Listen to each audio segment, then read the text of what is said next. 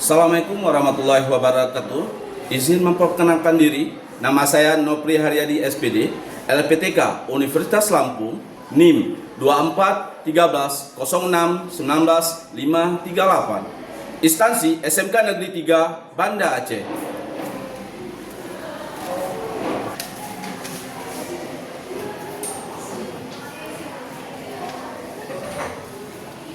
Assalamualaikum warahmatullahi wabarakatuh. Waalaikumsalam warahmatullahi wabarakatuh. Oke, nampak semua. Sebelum kita mulai proses belajar, mari kita berdoa dulu. Berdoa. Berdoa dimulai. Bismillahirrahmanirrahim. Rabbi shrah li sadri wa yassir li amri wahlul 'uqdatam min lisani yafqahu qawli. Rabbi zidni ilman warzuqni fahman. Raditu billahi rabban, bil islami dinan, wa bi Muhammadin nabiyyan wa rasulah. Oke, kita semua kita menyanyikan lagu Indonesia. Silakan.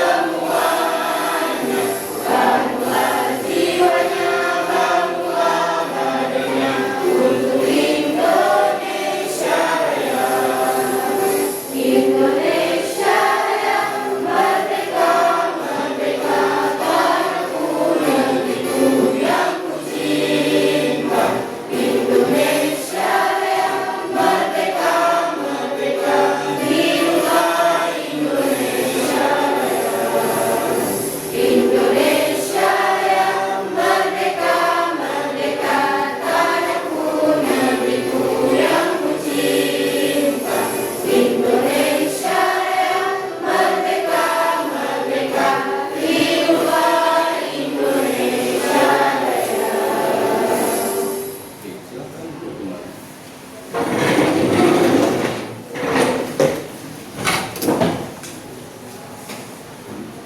Oke, anak. Sebelumnya kita absen. Asifah, Ayu, datang ya. Kasilia, oke. Depi, Eka, oke. Kasmiranda, Khalida, datang ya. Oke. Miska, oke.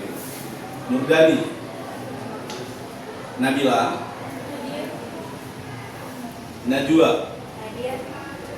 Najwa Fitri, Naila, nggak datang ya. Afifah, Rizkia, nggak datang juga ya. Sylvia, oke. Silvana, oke. Siti, nggak datang ya. Syara, Talita, Zikra, oke.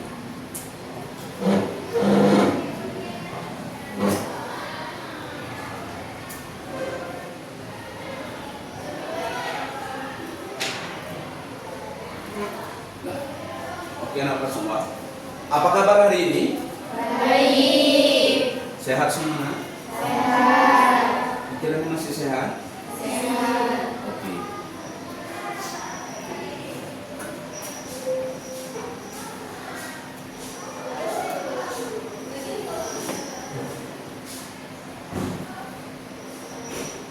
Oke.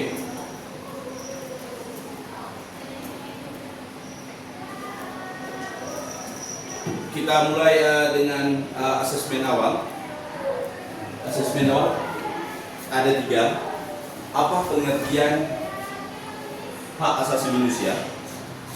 Yang kedua, bagaimana perbedaan hak dan kewajiban? Yang ketiga, mengapa kasus bullying sering terjadi dalam kehidupan sehari-hari? Tahu nggak apa itu pengertian hak asasi manusia? Ada yang tahu? Apa pengertian hak asasi manusia? Gimana? Maksud dari hak asasi manusia itu kayak kita tuh tidak membedakan antara kawan kita satu lagi dan satu lagi, dan tidak membedakan suku, ras dan agama, saling menghargai aja gitu. Oke, tepuk tangan buat. Ada yang tahu nggak apa itu perbedaan hak dan kewajiban? Ada nggak? Ada yang tahu? Oke. Itu dia bisa ada Ya, dalam diri kita. Oke, tepuk tangan buat Aisyah. Kenapa sih sering terjadinya kasus bullying di lingkungan sekolah? Ada yang ingin tahu? Oke, Cika. Gimana? Tahu nggak kasus bullying?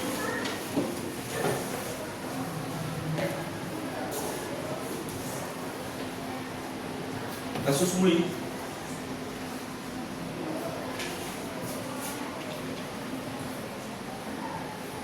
Silakan. pas di sekolah seperti Pak milik kawan gitu. Ya, apa lagi? Oh itu ya. Oke, tepuk tangan buat Zikra.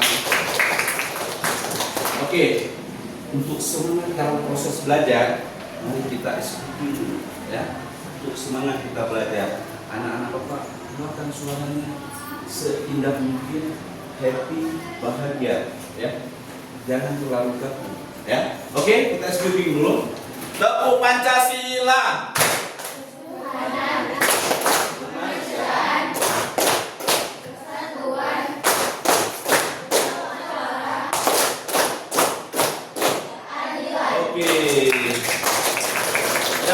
Untuk lebih semangat lagi, mari kita ulang dulu, ya. Ulang sekali lagi. Yang semangat, ya. Tepuk Pancasila.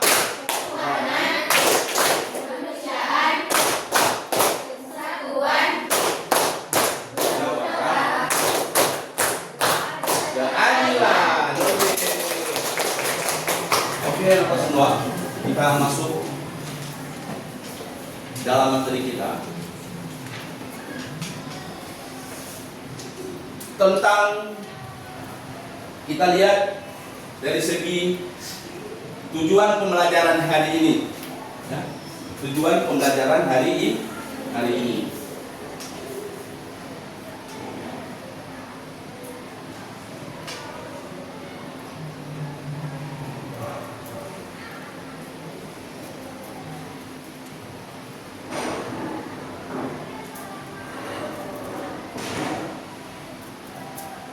Oke. Tujuan pembelajaran hari ini adalah menjelaskan makna hak asasi manusia menurut Pancasila. Artinya menurut sila-sila yang ada dalam kehidupan kita sehari-hari. Yang kedua, itu mengidentifikasi contoh kasus pelanggaran HAM yang sering terjadi di lingkungan kita sehari-hari. Ya, apakah itu lingkungan keluarga, lingkungan masyarakat, ataupun lingkungan sekolah. Yang ketiga, menganalisis pelanggaran HAM berdasarkan sila Pancasila. Ya, ada kasus pelanggaran HAM melihat dari perspektif Pancasila. Yang keempat, menumbuhkan kesadaran untuk menghormati dan melindungi HAM, saling menghormati dan saling melindungi tentang hak asasi manusia itu sendiri. Itu adalah tujuan pembelajaran hari ini. Oke, kita lanjut. Pengertian HAM, ya. Pengertian HAM adalah hak asasi manusia adalah hak dasar yang dimiliki setiap manusia dari proses lahir, sejak lahir, dan itu adalah sebagai anugerah Tuhan. Oke, kita lihat, kita tampilkan dulu video tentang hak asasi manusia.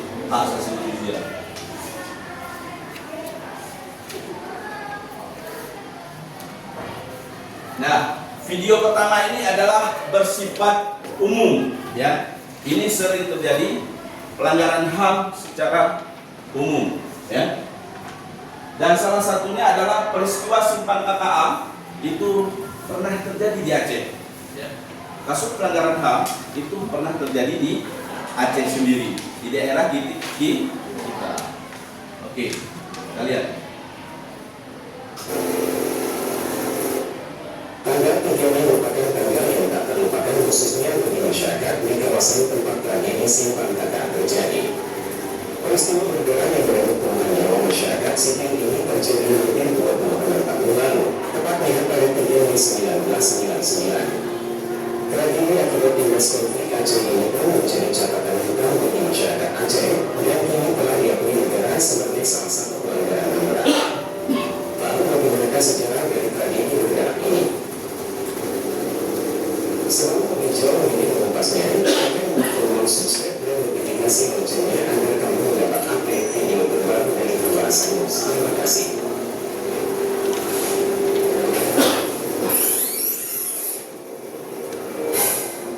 Peristiwa simpang KKA merupakan sebuah tragedi kelam bagi masyarakat Aceh. Dalam tragedi ini, korban masyarakat sipil melayang akibat dinas konflik Aceh pada itu. Peristiwa simpang KKA terjadi tepatnya di simpang Putih Kertas Aceh, KKA, Kecamatan Buaran, Kabupaten Aceh Utara yang terjadi pada hari Senin 3 Mei 1999. Mengingat dokumen lawas yang pernah diterbitkan oleh Mariam Sarali Keesokannya Usaha Persetujuan, Selasa 4 Mei 1999, berjudul Blok Semawi Banjir Darat, Orang Tewas Ditembak. Ada verifikasi yang menyebutkan mengenai data jumlah korban jiwa akibat tragedi bergerak ini. Berdasarkan informasi yang berasal di Luhur di Australia ketika itu, ada yang menyebutkan tragedi itu menewaskan 19 korban. Namun seluruh lainnya menyatakan ada 23 orang yang sempat didata identitasnya sebagai korban jiwa dalam tragedi itu. Menurut keterangan masyarakat setempat, sulitnya pendataan jumlah korban juga disebabkan karena ada korban tewas di tempat yang langsung dibawa pulang ke rumah oleh keluarganya. Wakil Koordinator Tim Pencari Fakta TPFP Aceh Utara, Desan, pada masa itu menghubungi Sandi mengatakan tambahan sebagai tempat korban yang terdata di lembaga tersebut. Sementara di Rumah Sakit Aru, berlokasi di komplek perumahan PT Amandel.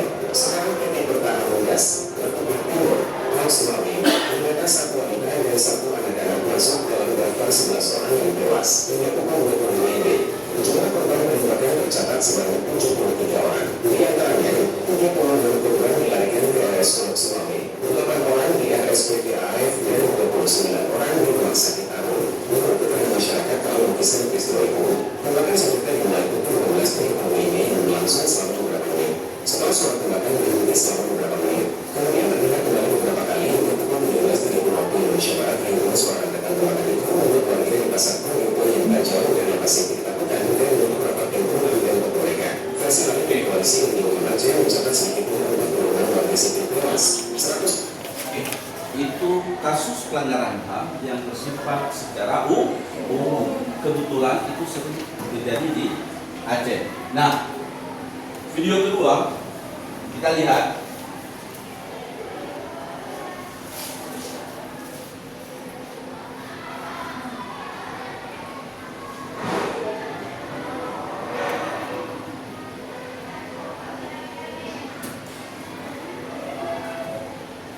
Nah, video kedua ini itu ada dalam lingkungan sehari-hari, lingkungan kita sehari-hari ya. Ada lingkungan masyarakat, lingkungan sekolah, ada lingkungan apa? Lingkungan keluarga. Oke. Kita lihat ya.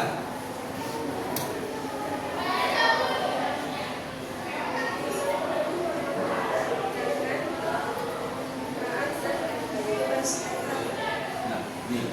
Contoh pertama adalah pembulian. Faktor penyebab terjadinya perilaku pembulian di sekolah antara lain adalah faktor kepribadian, komunikasi interpersonal antara anak dan orang tua, peran kelompok teman sebaya, dan iklim sekolah. Contoh kedua adalah kekerasan dalam rumah tangga. Ini bisa karena kerap mendapatkan perlakuan keras dari orang tua semasa kecilnya, menyaksikan KDRT di depan mata, atau tidak mendapat cukup perhatian. Bisa juga karena adanya faktor kecemburuan atau masalah keuangan juga bisa menjadi faktor terjadinya kekerasan dalam rumah tangga. Contoh ketiga adalah pencurian. Banyak hal yang menjadi faktor penyebab terjadinya suatu tindak kejahatan pencurian. Misalnya kebutuhan dalam pergaulan dengan teman sebaya, kontrol dari lingkungan yang kurang, dan pergaulan dengan seseorang yang memiliki pekerjaan sebagai pencuri. Contoh berikutnya yaitu pembunuhan. Faktor utama pemicu pembunuhan adalah konflik sosio-emosional karena seseorang merasa kecewa, sakit hati, atau dendam kepada orang lain. Dan video tentang pelanggaran hak asasi manusia dan kebebasan pribadi. Oke. Sekarang dari dua video itu, ya, kita saling tanya aja. Ada yang ingin ditanyakan dari video itu? Ada yang ingin ditanyakan? Dari video yang tadi, ada yang ingin ditanyakan?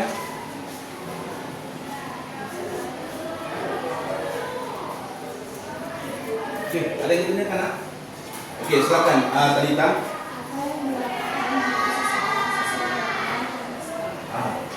Apa salah satu ketika siswa itu melanggar hak asasi manusia, ya, pelanggaran HAM. Yang pertama ada pengawasan dari pihak sekolah, ya, di mana sekolah itu ada guru bimbingan konseling, ya.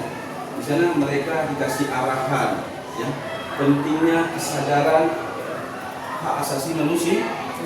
Kita sering lihat, di mana di sekolah itu sering terjadinya bullying, ya, terhadap teman, ya, dan itu mempengaruhi mental seseorang, dan itu tidak boleh ada dalam diri kita, ya.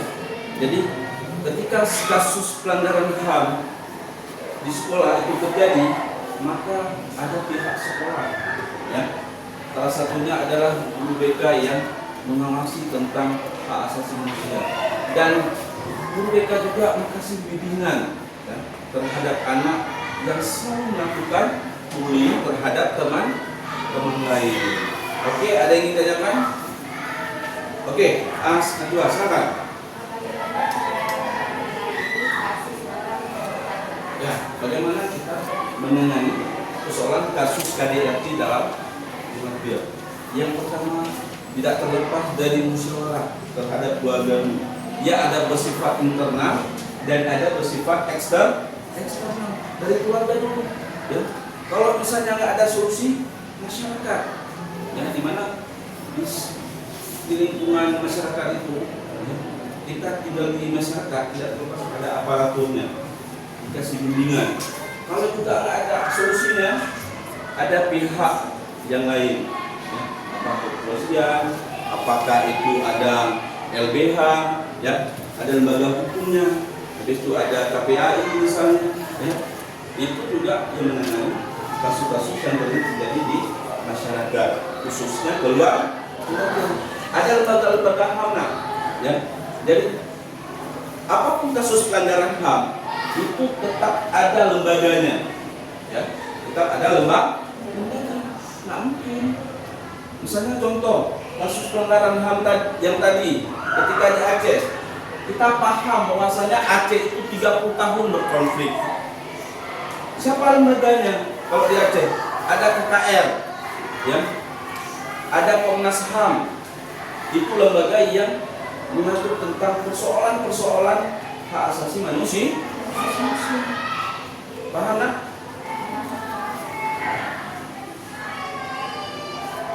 Oke.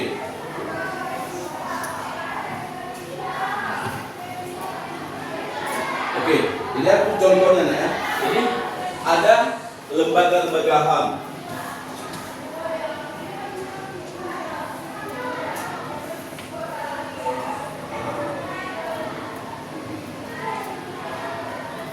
Nah, jadi setiap kasus yang itu sering terjadi di masyarakat, maupun di lingkungan keluarga, maupun di lingkungan sekolah, itu ada lembaganya. Yang pertama adalah Komnas HAM.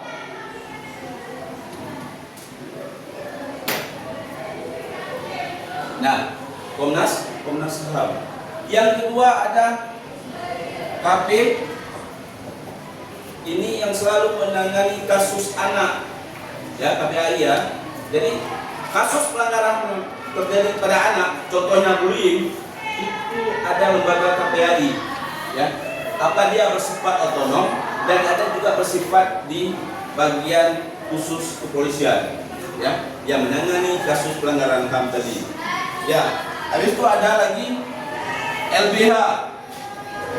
Apa itu LBH? LBH ini adalah untuk masyarakat kecil.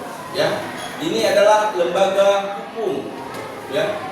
Jadi lembaga hukum dan itu adalah swadaya masyarakat, ya. Swadaya masyarakat. Jadi masyarakat yang kurang mampu, wakil miskin, ya. Itu ada lembaganya LBH. Ini ada lembaga badan hukum. Paham nggak ya? Jadi tidak semata-mata hukum itu bisa tapi masyarakat kecil juga merasakan tentang hukum. Karena kenapa? Dalam pasal 1 ayat 3 dijelaskan negara kita adalah negara hukum. Konon lagi dengan lembaga-lembaga lain. Ya. Apa lembaga lain? KKR. Kenapa ada KKR? KKR itu ada di Aceh. Kenapa ada di Aceh? Bapak sudah menjelaskan tadi bahwasanya Aceh itu 30 tahun berkonflik. Ketika pasca konflik, ya, di situ ada pembantaian kasus-kasus pelanggaran HAM yang tadi kita lihat, Simpang KKA, ya, itu salah satu kasus pelanggaran. Yang lain misalnya rumah hudud, ya, pemerkosaan untuk masyarakat yang sering terjadi di masyarakat, pembunuhan, ya, itu sering terjadi di masyarakat. Maka kalau kita bicara tentang Aceh, karena kita melihat dari Undang-Undang Nomor 11 Tahun 2006, ya, ada lembaga khusus itu ada terjadi di Aceh, ya, yang menangani tentang kasus-kasus pelanggaran HAM yang sering terjadi. Nah, oke, paham? Oke, untuk semangat akhirnya kita speaking kembali, ya. Tepuk Pancasila. Kemanusiaan, persatuan, musyawarah, keadilan. Oke. Silakan Najwa maju ke depan. Kita demonstrasi, ya. Balikan maju ke depan. Maju ke depan, balikan. Ini kita demonstrasi tentang kasus pelanggaran HAM di lingkungan sekolah. Salah satunya ada bully, ya. Eka maju.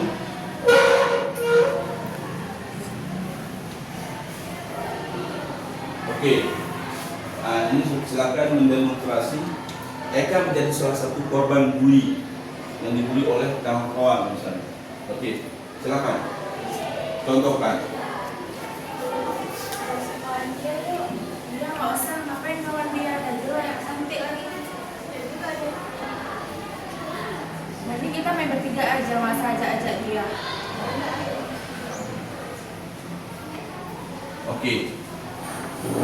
Oke, kembali ke tempat. Nah, itu demonstrasi mendemonstrasi pelanggaran HAM yang sering terjadi di lingkungan sekolah. Dan itu tidak banyak. Ya.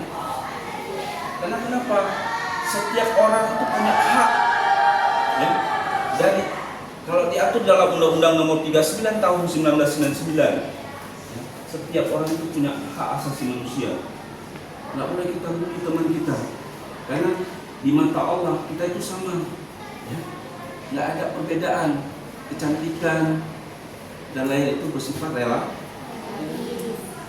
Karena kita sudah ditakdirkan seperti itu oleh Allah SWT. Jadi jangan pernah ada jiwa-jiwa hal-hal yang bersifat pemikiran-pemikiran yang bersifat negatif. Kita tidak mau berteman, ya, nggak boleh seperti itu, nak. Nah, kenapa? Dalam pasal 38 kita bisa melihat, ya, pasal 34 ayat 1 itu kita lihat fakir miskin, anak telantar wajib dipelihara oleh negara. Artinya kita sama, walaupun kita fakir miskin tetap sama. Ya, jadi anak-anak Pak semua, mari adanya kesadaran jangan melakukan perbuatan bully terhadap teman kita. Jadi kita tidak melihat dari segi ekonomi teman, tidak melihat dari bagaimana strata kecantikan teman kita itu sama. Ya. Jangan misalnya kita gemuk sedikit tidak berkawan, wajah kita agak sedikit manis, kita nggak berkawan, seperti itu. Ya, kita sama, nak. Di mata Allah itu kita sama. Nggak ada perbedaan. Paham? Kita sama. Oke. Nah, sekarang Bapak bagi LKPD kita mengerjakan tugas. Tadi kita lihat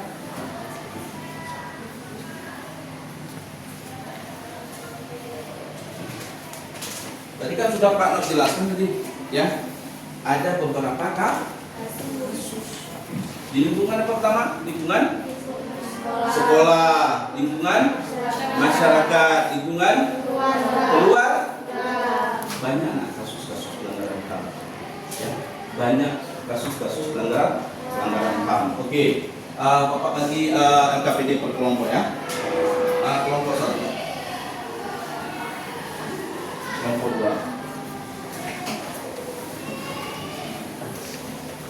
kelompok 3, kelompok 4. Oke.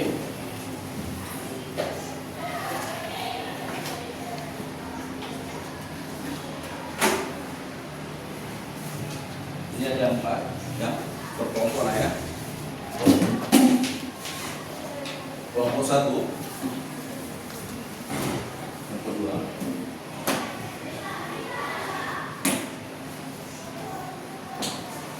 ini kelompok, ya. Kelompok 3. Oke, anak semua, itu sudah Bapak bagi alat. Sudah Bapak bagi alat LKPD-nya, ya.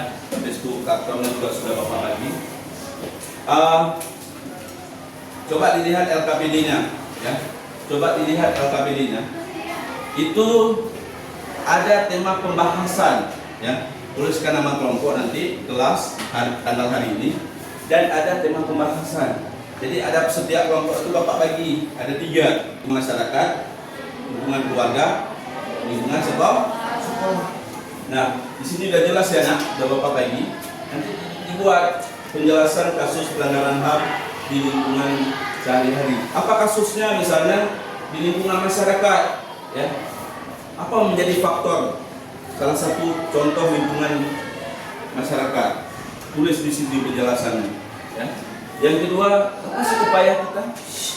Ya, upaya kita terhadap kasus pelanggaran HAM itu, ya. Yang selanjutnya adalah pelanggaran terhadap sila, ya. Artinya kasus pelanggaran HAM dilihat dari perspektif Pancasila, dari nilai-nilai Pancasila. Apakah itu bertentangan dengan sila ketuhanan? Apakah itu bertentangan dengan sila kemanusiaan? Apakah itu bertentangan dengan nilai persatuan? Apakah itu bertentangan dengan sila keempat musyawarah mufakat? Atau sila kelima, silakan anak-anak Bapak buat. Lalu ketika sudah dikerjakan, buat indikator per kelompok. Oke? Oke, silakan anak-anak Bapak bekerja.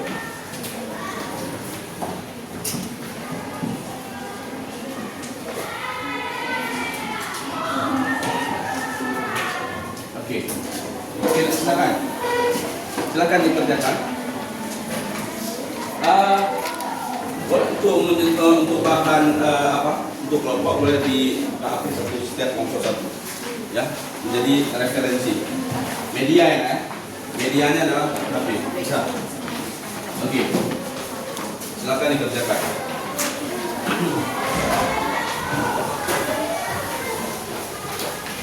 Buat ini apa ya? Kasusnya apa? Oke, silakan dikerjakan. Referensinya ada satu media, ya. Media elektronik boleh nak? Oke, silakan. Sesuai dengan boleh kita konsep boleh. Tapi jangan lupa tulis kasusnya, ya. Yang tadi juga ada ya. Saling kerjasama ya. Oke, nak langsung. Ya, ini tulis ya. Ini indikator. Buat oleh seperti peta konsep kasusnya apa? Apa tadi kasusnya? Lingkungan masyarakat, pembunuhan dan penganiayaan. Buat ini. Buat nama kelompok kemana ya? Oke. Makanya. Udah. Buat seperti kasus ini. LKPD ini. Buat yang seperti peta konsep. Ya. Jangan lupa tulis nama kelompok. Misalnya upayanya apa? Oke ya.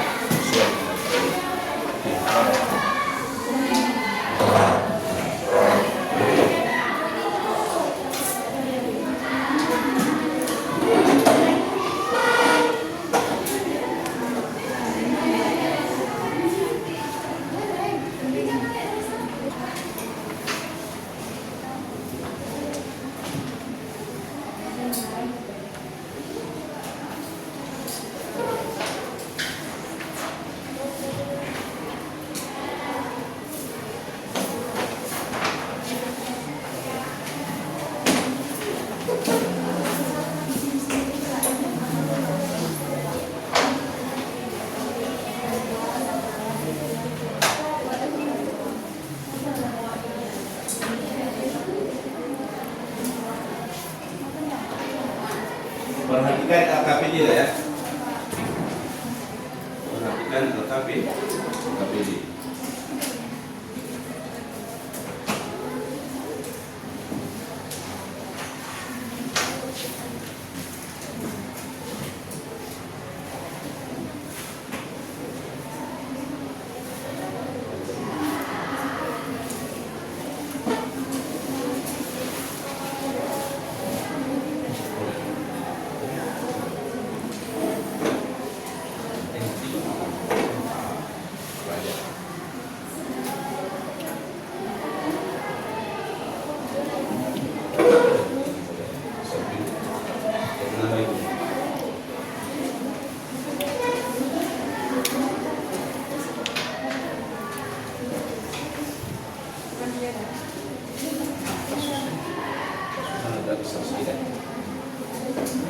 Sekolah di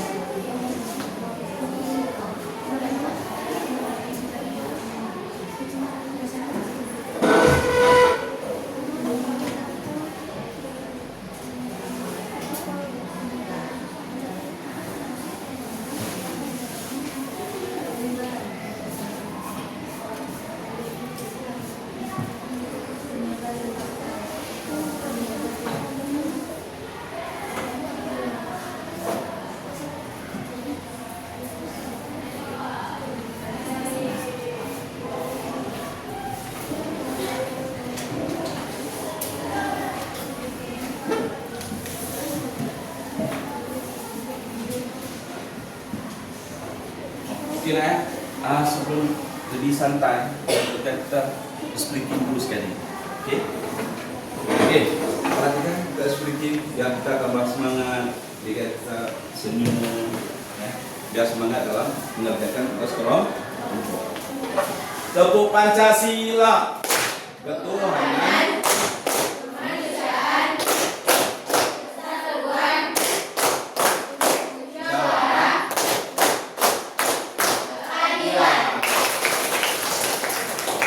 Lanjut.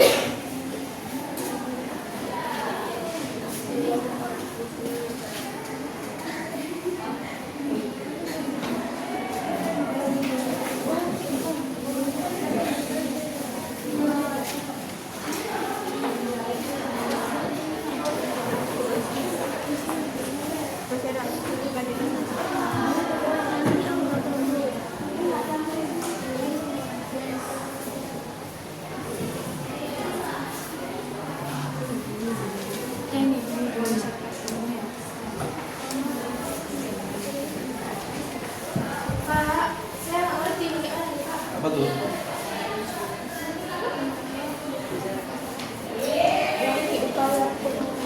Nah, upaya kita kasus ini.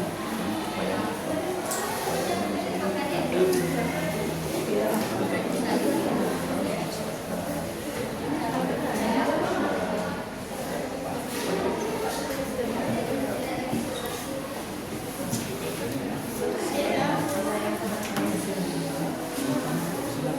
Jelas, manusia pasti yang pertama yang paling mendasar adalah sila pertama, dan itu bicara tentang ketuhanan, menghilangkan nyawa orang, ya, menghilangkan nyawa orang itu tidak terlepas dari sila pertama. Kenapa kita melihat terhadap kasus itu tetap sila pertama, ya? Itulah.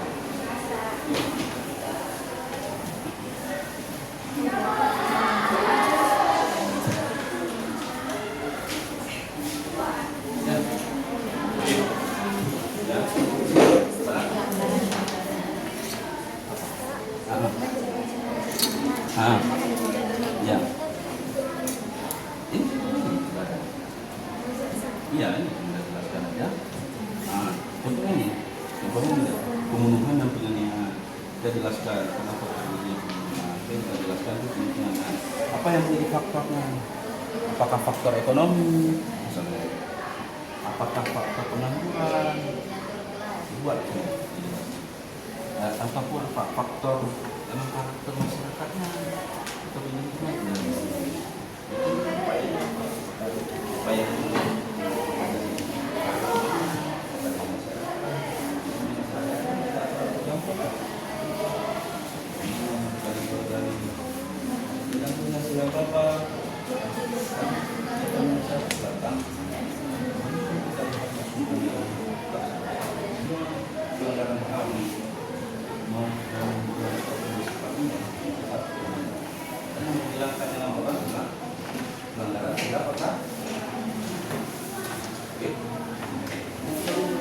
kedua,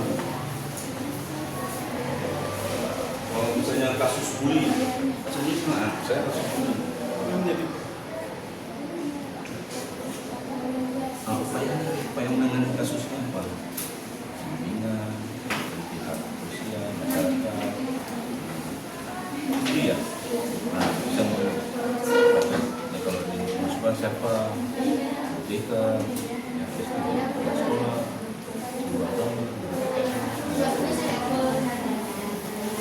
Sila pertama itu yang pertama ini juga tentang sila pertama ketuhanan, juga sila manusia, hablum minan, ya, hablum minan. Itu nilai persatuan. Kenapa? Antara pertama tidak ada nilai rasa persatuan, ya, terhadap sila yang ada dalam kehidupan kita.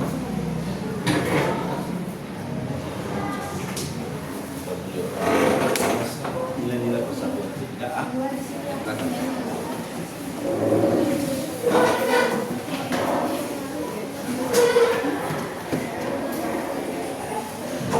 Nah, ini agak cepat sedikit ya. Ya, cepat sedikit karena kita juga presentasinya ya. Percepat.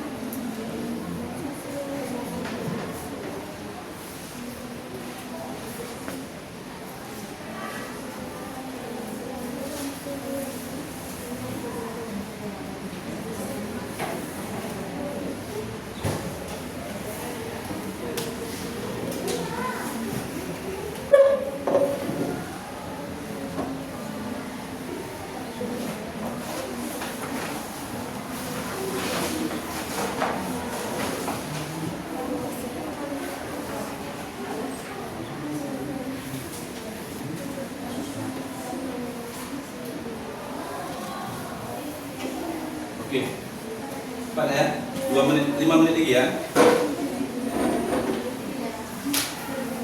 5 menit lagi kita presentasi.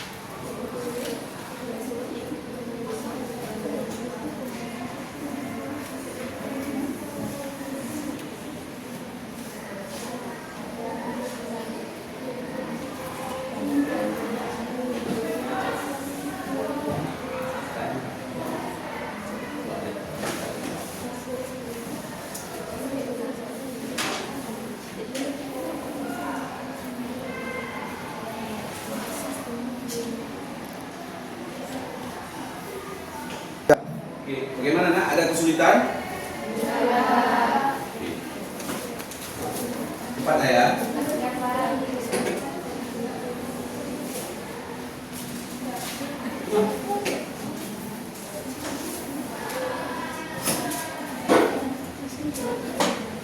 Dah, oke, kita presentasi. Ya, kita presentasi kelompok. Untuk kelompok pertama, oke nah. Kita ada kelompok 1, 2, 3, 4 ya. Ada 4 kelompok. Kita presentasi. Sebelum kita presentasi, mari kita briefing lagi ya. Oke nah, kita briefing ya. Tepuk Pancasila.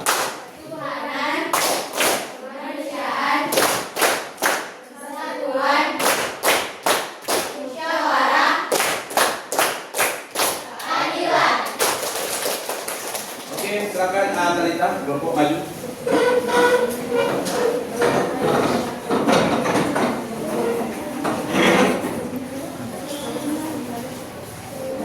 Oke. Tempel aja nak.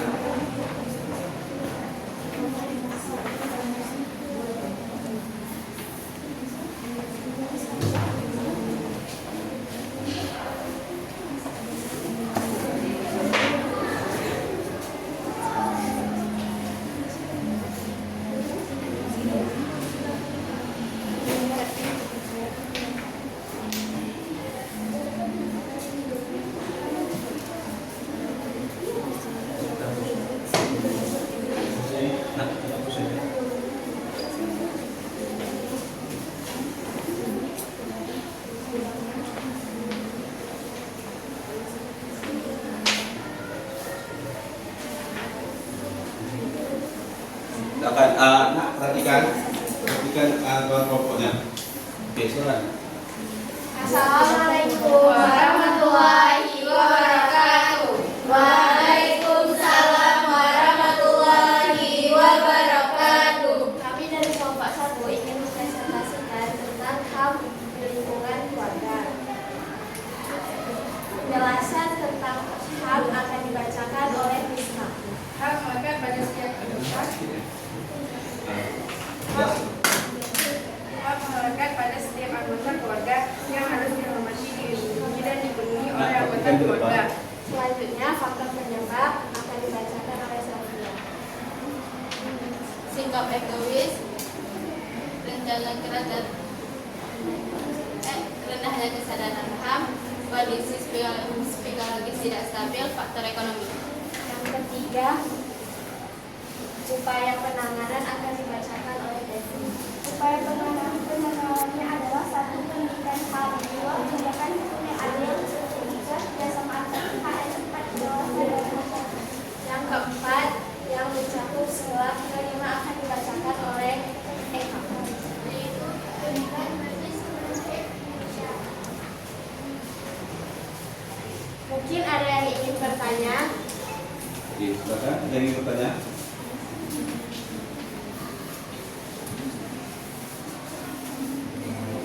Oke, ada yang ingin bertanya nak?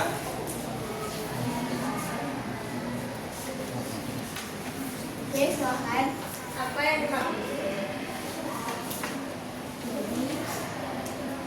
Hak itu adalah hak asasi manusia.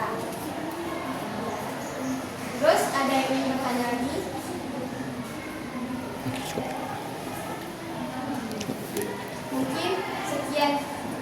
Mungkin sekian dari kelompok kami. Assalamualaikum warahmatullahi wabarakatuh.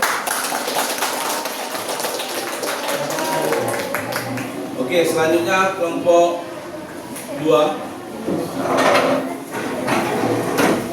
Oke, kelompok 2. Kelompok 2.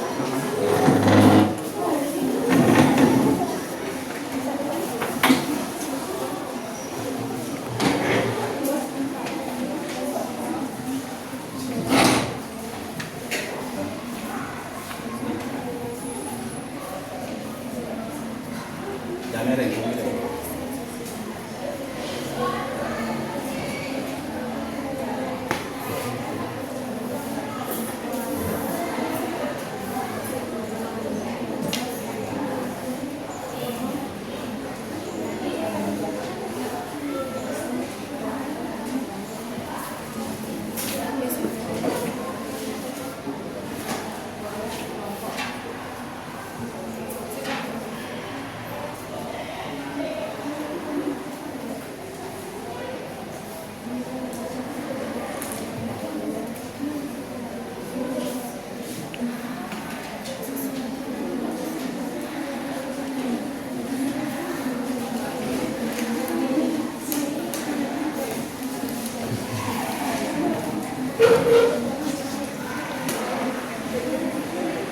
Oke, perhatikan nak.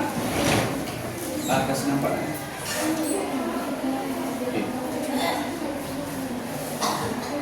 Assalamualaikum warahmatullahi wabarakatuh. Waalaikumsalam warahmatullahi wabarakatuh. Kami dari kelompok 2 ingin mempresentasikan hasil kerja kelompok kami yang berjudul lingkungan sekolah bullying.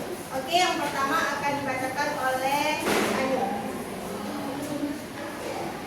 Bullying adalah tindakan kekerasan fisik, verbal, atau psikologis yang dilakukan oleh satu orang atau sekelompok orang terhadap orang lain yang dianggap lemah atau berbeda. Oke, yang kedua akan dibacakan oleh Akifa. Faktor penyebab pelanggaran HAM di lingkungan. 1. Kurangnya pendidikan teratur. 2. Lingkungan sekolah yang tidak peduli. 3. Pengaruh teman sebaya. 4. Ingin menunjukkan kekuatan atau kekuasaan. 5. Korban berbeda dari mayoritas. Yang ketiga akan dibacakan oleh Jazira. 1. Edukasi dan sosialisasi anti bullying.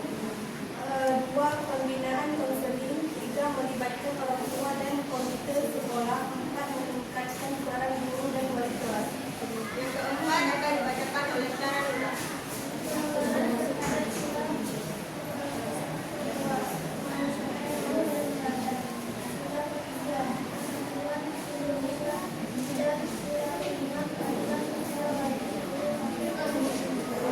Oke, ada yang ingin bertanya? Oke, silakan Miska. Apa faktor penyebab pelanggaran HAM?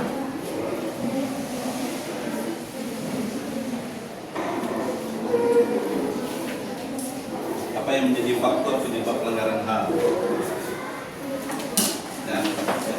suaranya. Kualitas penyebab pelanggaran HAM yaitu kurangnya pendidikan karakter, lingkungan sekolah yang tidak peduli, pengaruh teman sebaya, ingin menunjukkan kekuasaan atau kekuasaan, bahkan berbeda dari mayoritas. Oke, tepuk tangan. Oke, ada yang lain? Jika ada pelanggaran HAM, kita lapornya ke polisi atau ke tempat. Kalau misalnya di sekolah bisa ke wali kelas dulu, habis itu ke wali kelas bisa ke BK dulu, dan sebagainya. Tepuk tangan. Oke. Oke, sekian dari kami. Kalau ada salah, mohon maaf. Wassalamualaikum warahmatullahi wabarakatuh. Oke, kelompok 3.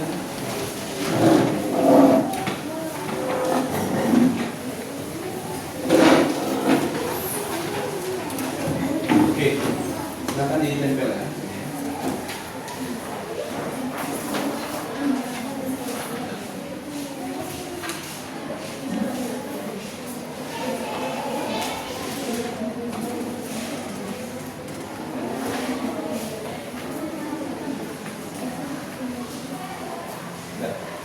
Oke. Nah, sebelum kita mulai presentasi kelompok 3, mari kita SBP kembali ya. Oke, nah, sebelum kita mulai untuk kelompok 3, kita SBP kembali. Tepuk Pancasila.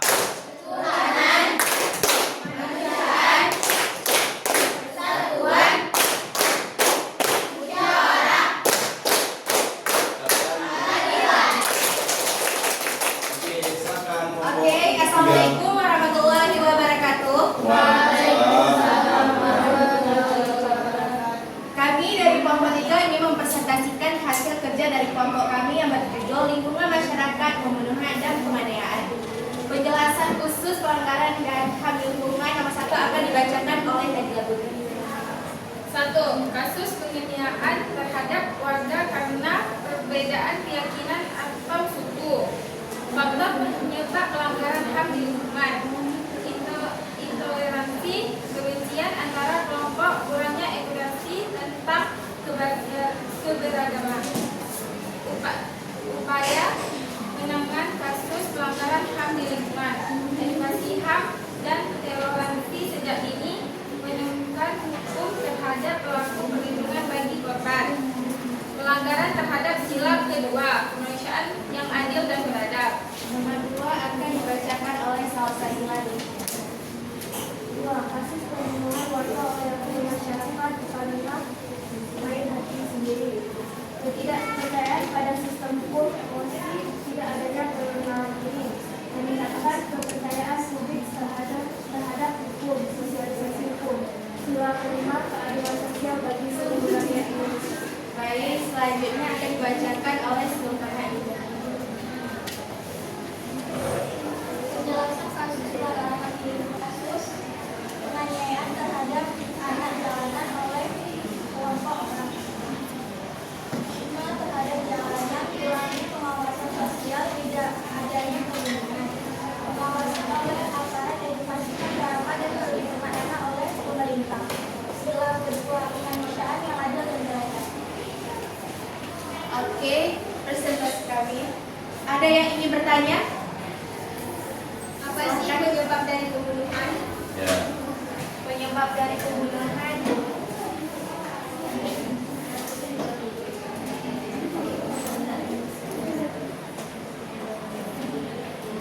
Apa yang menjadi penyebab?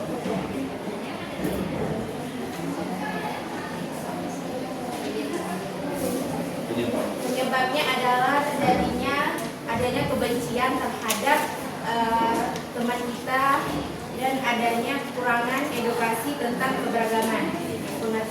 Oke, tenang. Sekian presentasi dari kami. Wassalamualaikum warahmatullahi wabarakatuh.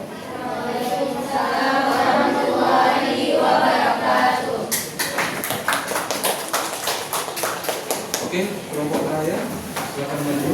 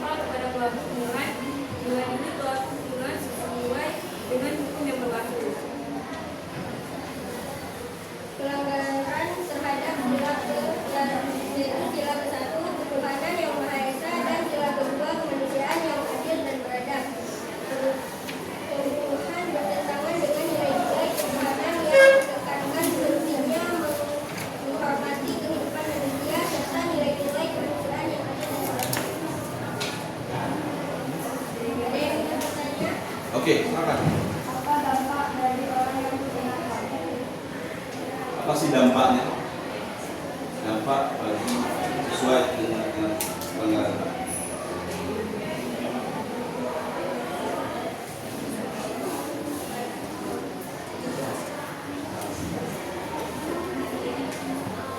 Oke, silakan Anu. Pelanggaran HAM.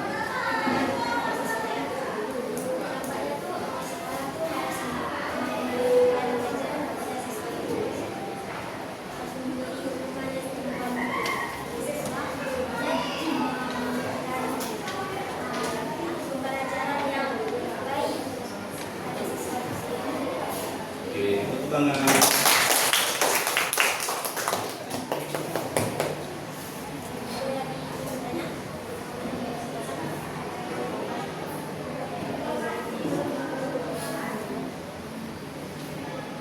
Lagi tanyakan lagi nak? Oke, silakan. Alika.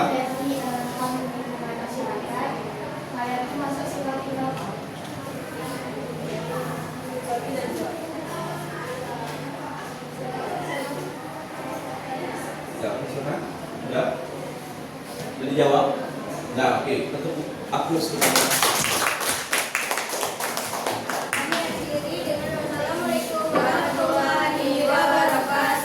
Assalamualaikum warahmatullahi wabarakatuh. Oke, silakan.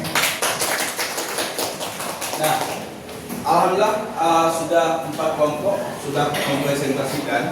Dan sedikit Bapak menambahkan dari berbagai kasus yang terjadi di lingkungan masyarakat, dan ini menjadi suatu pelajaran bagi kita, menjadi suatu kesadaran bagi kita dalam bagaimana kita melihat dalam kasus-kasus pelanggaran HAM yang selalu terjadi di lingkungan kita, ya. Apakah itu lingkungan masyarakat, lingkungan keluarga, ataupun lingkungan sekolah. Kita bisa melihat dari presentasi teman-teman, ya. Ada salah satu ada yang ingin Bapak tanyakan. Apakah pelanggaran itu butuh kesadaran? Butuh kesadaran? Apakah pelanggaran itu juga mempunyai jiwa-jiwa kebesaran hati? Iya, oke. Nah, anak Bapak semua dari kelompok 1 tadi menjelaskan tentang kasus lingkungan keluarga, ya. Kita bisa melihat bagaimana kasus pelanggaran lingkungan keluarga. Salah satunya adalah KDRT yang sering terjadi dalam rumah tangga. Penganiayaan terhadap anak, ya. Mengantarkan anak. Kenapa? Kalau kita melihat dari kasus ini, kita melihat dari perspektif Undang-Undang Dasar 1945. Dalam pasal 34 dijelaskan, fakir miskin dan anak telantar wajib dipelihara oleh negara. Artinya apa? Konon lagi terhadap keluarga itu sendiri. Itu salah satunya. Ya. Ada sebagai landasan hukum di situ. Ada landasan hukum tentang pelanggaran HAM terjadi di lingkungan keluarga. Ada lembaga hukumnya. Ya. Tadi sudah Bapak jelaskan. Itu salah satu contohnya. Nah, ada juga kasus kelompok 2 dalam lingkungan masyarakat. Pembunuhan, penganiayaan, dan itu sering terjadi sampai sekarang. Ya. Apa yang menjadi faktornya? Kebencian. Apalagi menjadi faktor pembunuhan, penganiayaan? Iri terhadap orang lain. Itu contoh. Yang lain, seperti kelompok 3, ya. Ini kasus di lingkungan sekolah, ya. Bully. Siapa yang menangani kasus bully? Guru sendiri, ada wali kelas. Artinya apa? Ada komunikasi terhadap pihak sekolah. Ketika terjadinya bully terhadap di lingkungan sekolah. Oke? Ada yang ingin tanyakan lagi dari presentasi kita hari ini? Oke? Kira-kira ada kesulitan nggak dalam beberapa kasus ini? Ada nggak kesulitan? Nggak ada kesulitan. Yakin, tidak ada kesulitan. Anda nggak kesulitan misalnya, Pak, bagaimana sih upayanya gitu? Ada nggak kira-kira? Kalau kita di lingkungan sekolah, kalau lingkungan keluarga, misalnya penganiayaan tadi, kemana kita harus mengadu? Apakah kita harus diam? Ya, tidak. Nah, ada kesulitan lain nak? Kira-kira dari presentasi hari ini? Oke, Najwa, silakan Najwa. Banyak. Ya, silakan. Hak apa yang didapatkan oleh korban dan keluarga korban jika ada pelanggaran hak terhadap korban? Oke, apa yang menjadi dasar hak? Karena kita lihat dulu dalam perspektif hak. Hak itu banyak terbagi. Ada hak pribadi kita, ada hak politik, ada hak ekonomi, ada hak pendidikan. Nah, kalau itu yang sering terjadi, kita ada hak dalam pendidikan, ya. Apalagi kalau kita dalam keluarga, ada hak kita, hak untuk hidup. Kenapa? Kita hidup, tumbuh dan berkembang.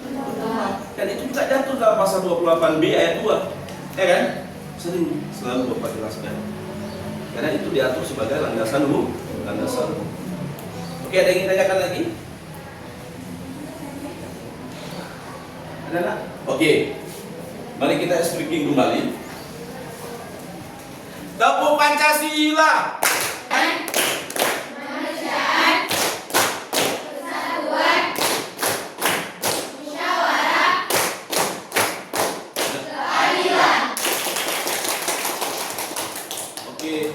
Bapak lihat kurang semangat nih si Debbie, ya? Dan teman-temannya saya kurang semangat. Yuk kembali kita speaking, ya. Tepuk Pancasila. Ketuhanan, kemanusiaan, persatuan, musyawarah, keadilan. Oke.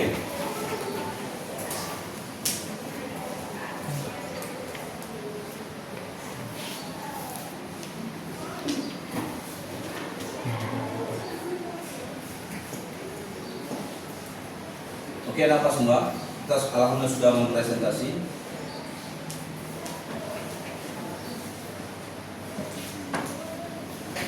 Oke.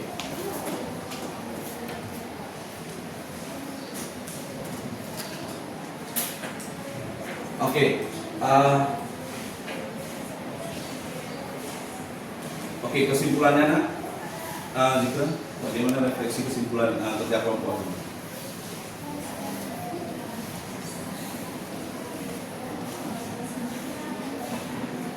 Oke, silakan. Kerja kelompoknya Pak berjalan dengan lancar, menyenangkan, Ya. dan tidak ada kesulitan. Oke, tepuk tangan. Oke, lagi, Tanita? Jam satu ya. Kita tuh jadi tahu tentang sehari-hari dengan keluarga, masyarakat, di sekolah. Oke, tepuk tangan. Ada lagi?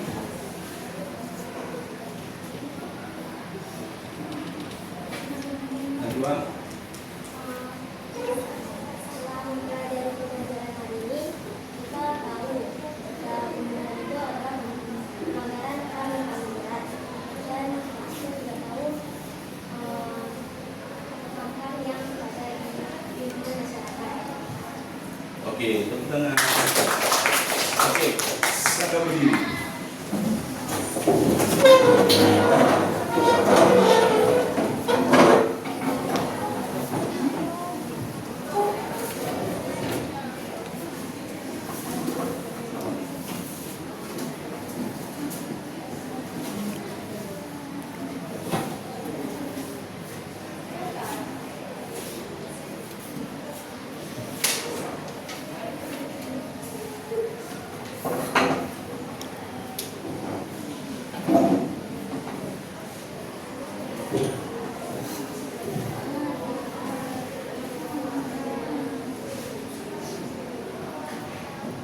Oke. Ya, sebelum kita mulai, ini dulu pendegaran dulu. Ya, enggak ini gitu.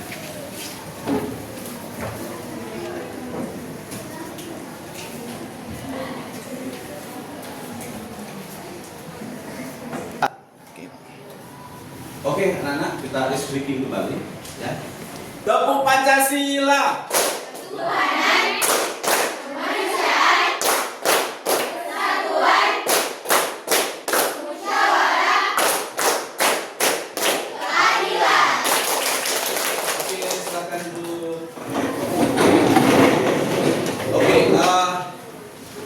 presentasi. Ada yang ingin ditanyakan kembali? Ada teman-teman yang masih kurang? Anak-anak? Silakan Nadila. Bila ada anak yang di bawah umur melakukan pelanggaran HAM, apakah ada konsekuensi? Oke, anak di bawah umur. Apakah ada konsekuensinya? Pastinya ya. Salah satunya adalah upaya bimbingan. Saya contoh kasus anak di bawah umur disuruh orang tuanya untuk mengemis misalnya. Pada anak itu masih berhak untuk mendapatkan pendidikan. Anak itu berhak untuk mendapatkan secara ekonomi. Ada nggak upayanya? Ada. Ya. Upaya yang pertama dari orang tua. Tapi sekarang sering terjadi di masyarakat. Ya, sering terjadi di masyarakat. Anak di bawah umur itu disuruh kerja. Ya. Disuruh kerja. Padahal dia masih berhak untuk mendapatkan pendidikan karena diatur dalam pasal 31 ayat 1 dijelaskan setiap anak itu berhak untuk mendapatkan pendidikan dari SD sampai SMA ataupun SMA ya, berhak untuk mendapatkan pendidikan. Oke? Nah, kita lihat juga anak putus sekolah. Kenapa putus sekolah? Ada apa? Apa yang menjadi faktornya? Faktornya adalah faktor ekonomi keluarga. Ya. Faktor ekonomi keluarga. Ya. Tidak bisa untuk biaya pendidikan. Tapi ada tugas juga bagi pemerintah. Misalnya contoh kalau kita di Aceh itu sering misalnya di daerah Kampung Jawa, ya. Anak-anak yang tinggal di Kampung Jawa. Orang tuanya penghasilan itu dari butut misalnya. Tapi ada juga anak-anak yang putus sekolah. Kenapa anak-anak putus sekolah? Tanpa pengawasan dari orang tua. Oke. Silakan ada yang bertanya lagi. Oke, silakan Zikra. Sebutkan contoh pelanggaran HAM di sekolah. Nah, sebutkan contoh-contoh lain pelanggaran HAM di lingkungan sekolah. Misalnya contohnya adalah dari segi mental ya, segi mental. Seorang guru melakukan ataupun mengucapkan yang bersifat kepribadian terhadap anak. Misalnya, kamu jelek kali, kamu anak yang gini-gini. Ya. Ada itu yang menjadi faktor mental anak itu. Ya. Itu salah satu contoh. Jadi guru itu tidak boleh mengatakan sesuatu yang bersifat negatif terhadap anak. Kamu jelek, kamu ini tidak boleh. Itu bisa merusak mental siswa, juga merusak semangat siswa itu sendiri. Nah, contoh lain, ya. Contoh lain misalnya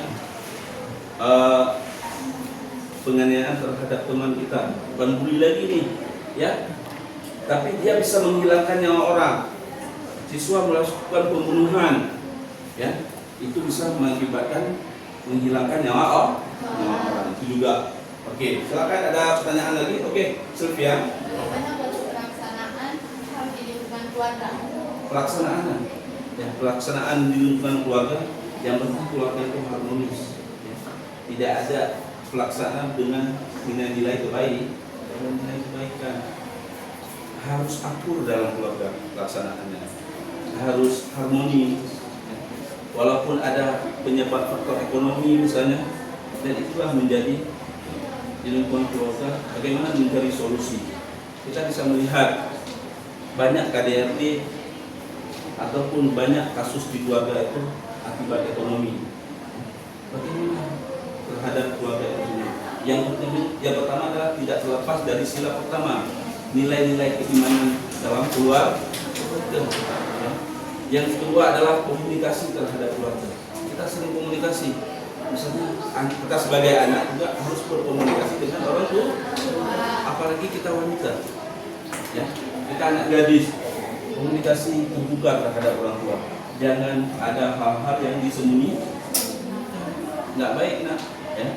Karena kalau kita menyembunyikan sesuatu yang bersifat negatif, itu akan mengakibatkan kebatalan. batal kita terhadap hal itu. Ya, paham nggak ya? Jadi pelaksanaan itu harus harmonis dan lain-lain. Karena diatur juga, diatur dalam pasal 28B ayat 1. Ya, keluarga itu bersifat harmonis, tumbuh dan berkembang. Anak itu juga sendiri.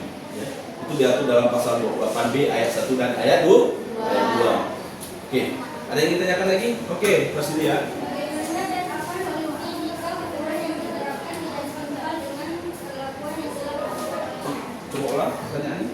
Bagaimana atau apa solusi jika hukuman yang diterapkan tidak setimpal dengan perlakuan yang telah dilakukan oleh pelaku?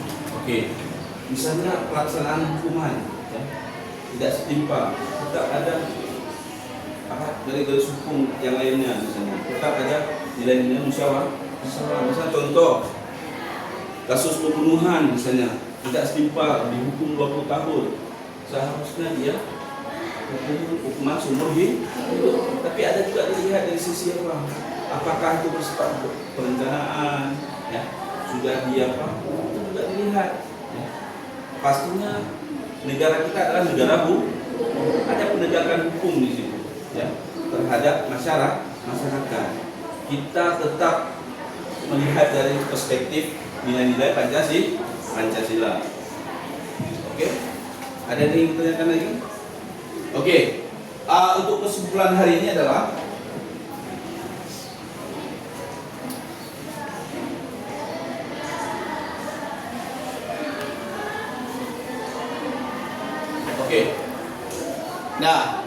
Pak semua. Kesimpulan kita belajar hari ini adalah bagaimana hak dan kewajiban tidak bisa dipisahkan. Dari pelanggaran HAM tadi, ya, hak dan kewajiban itu tidak bisa dipisah. Ya, kita punya hak secara pribadi, kita juga punya kewajiban secara pribadi. Oke. Habis itu ada pentingnya memahami batas setiap hak asasi manusia antara diri sendiri dan orang lain. Ada batasannya secara keseluruhan. Kita tetap hablumillah, ya. Kita dengan orang lain. Paham ya? Oke. Selanjutnya yang ketiga kesimpulannya adalah pentingnya kesadaran dalam menjalankan hak asasi manusia dan kewajiban hak asasi manusia. Kita jalankan tugas-tugas itu dengan nilai-nilai kesadaran kita, dengan jiwa-jiwa yang bersifat selalu positif dalam kehidupan sehari-hari. Oke. Dalam kesimpulan ini juga dengan kesimpulan yang kita lihat video tadi, ya, ada nilai yang kita ambil, ada sejarah yang bisa kita lihat, ya. Apakah itu sejarah tentang hak asasi manusia, apakah itu sejarah tentang HAM itu sendiri, itu menjadi kesimpulan bagi kita. Sebagai peserta didik, sebagai bapak guru juga, ya, mengambil kesimpulan dengan nilai-nilai terbaik kita. Oke? Ada yang ditanyakan? Oke, kesimpulannya itu. Ya. Oke, baik, kita asesmen akhir, ya. Ada beberapa pertanyaan, ya. Nanti dikerjakan yang paling cepat ada rumusnya. Oke, silakan.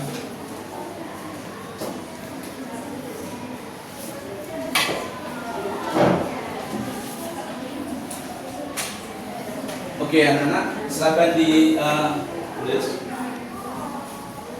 dijawab. Siapa yang lebih cepat? 3. Oke, akan mendapat kelulusan ya. Oke, silakan.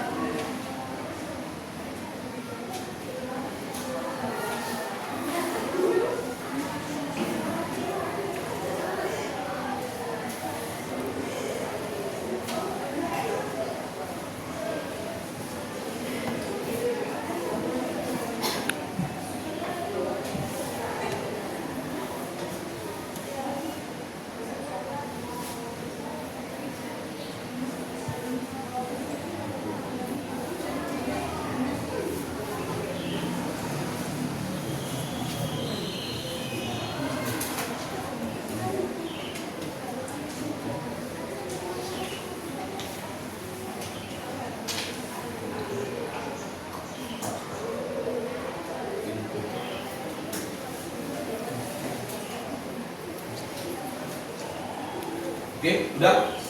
Silakan dikumpul.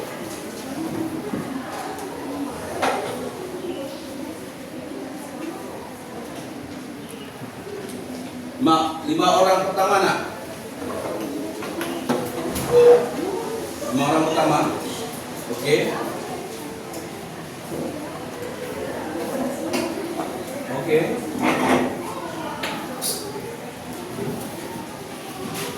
Oke. Oke. Nah, ada 5 tercepat pertanyaan yang sudah dijawab oleh siswa. Yang pertama ada Najwa, ya. Sebutkan macam-macam hak. Yang menjawab adalah hak pribadi, hak politik, hak sosial, dan hak budaya dan hak pendidikan. Oke, silakan Najwa maju ke depan.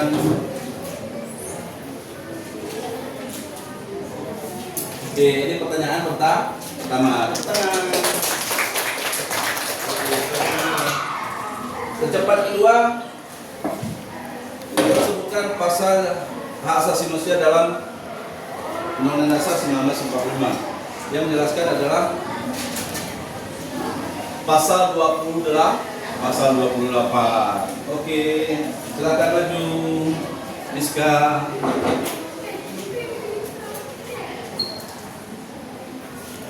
Oke. Pertanyaan tercepat 3. Oke, kasih dia, silakan maju ke depan.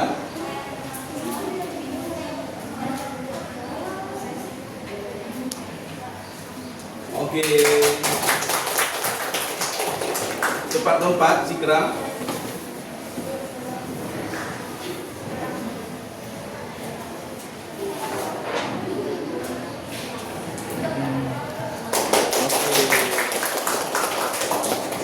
Dua, silakan.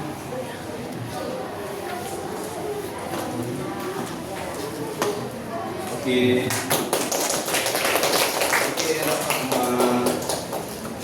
Oke, untuk materi selanjutnya, untuk pertemuan selanjutnya. Oke, pertemuan selanjutnya nanti Pak Novi akan menjelaskan tentang hierarki perundang-undangan, ya. Tentang hierarki perundang-undangan. Di situ ada hierarki. Yang pertama adalah Undang-Undang Dasar 1945. Ada yang kedua adalah ketetapan MPR. Yang ketiga adalah peraturan pemerintah pengganti undang-undang. Yang keempat ada peraturan pemerintah. Yang kelima ada peraturan presiden. Yang keenam ada peraturan provinsi. Yang ketujuh ada peraturan kabupaten kota. Silakan nanti anak bapak juga harus membaca di rumah. Ya, silakan belajar memperkuatkan literasi.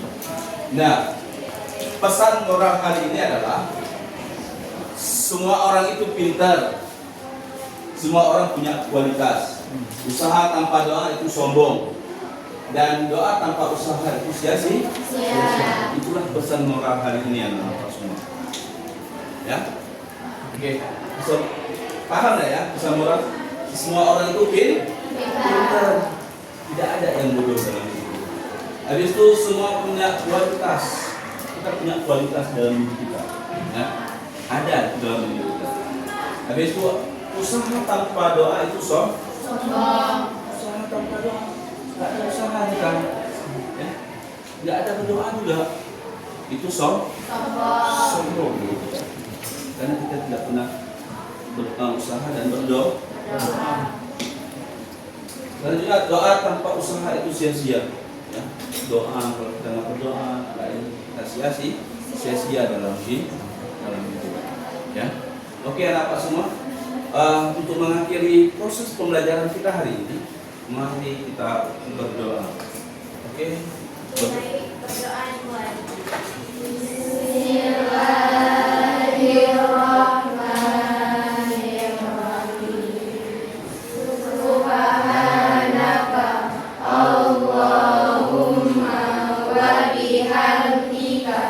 Asyhadu an la ilaha illallah